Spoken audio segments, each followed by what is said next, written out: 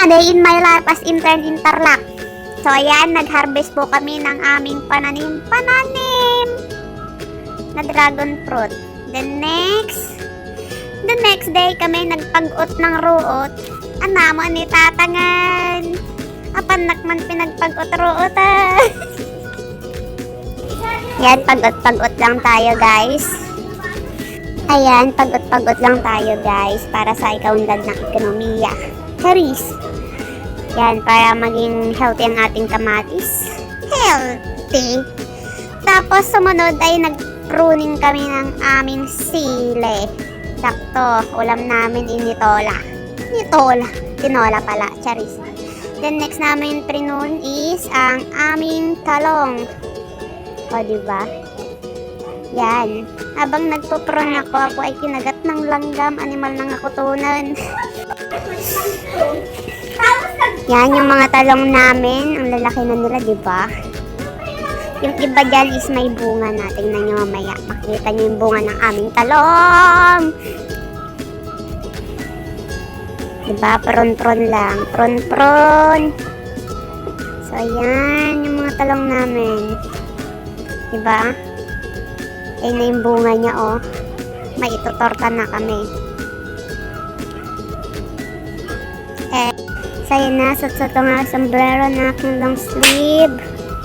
Dahil kami ay mag-aabono ng aming mais. So, ayan ang aming farm partner. Tinuro sa amin kung paano ang tamang pag-fertilize ng mais. Gamit ang kanyang makabagong teknolohiya. Yan po ang aming abonong in-apply sa aming mais. Kala mo asin no? Yan na.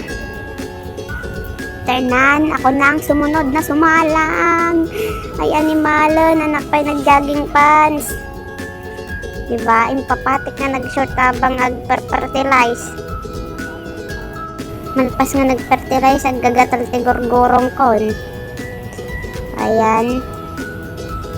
Yun ko napagtanto na dapat pala nag-jogging pants ako. So, ayan, nakapag-jogging pants na ako. Fertilizer doon. Alright. Diba? Ang ganda ng aming technology. And sumunod nag-fertilize si Angge. Oy! Angge in the house! Tinatawa lang ka ni Kuya. Yan, boss. Ngiti-ngiti pa siya, oh. Diba? Masayang bata. Sumunod naman si Ellie. Ellie di Magiba. Yan, naghakot na siya. Nirepilan niya ang aming technology. Fertilizer na yan. At uy, na-stuck. Na-stuck ang kanyang fertilizer. Yan, tuloy pa rin. Just go with the flow. Lapit niya nang matapos. Yan, makita niyo ang aming iba pang pananim. Yan yung miracle fruit. Diba? Ang lalaki, kala mo buko. And ito naman ang aming mga sili. Hindi na kami mangunguha doon sa FFS. May sarili na kaming tanim. Yan lang guys. Bye!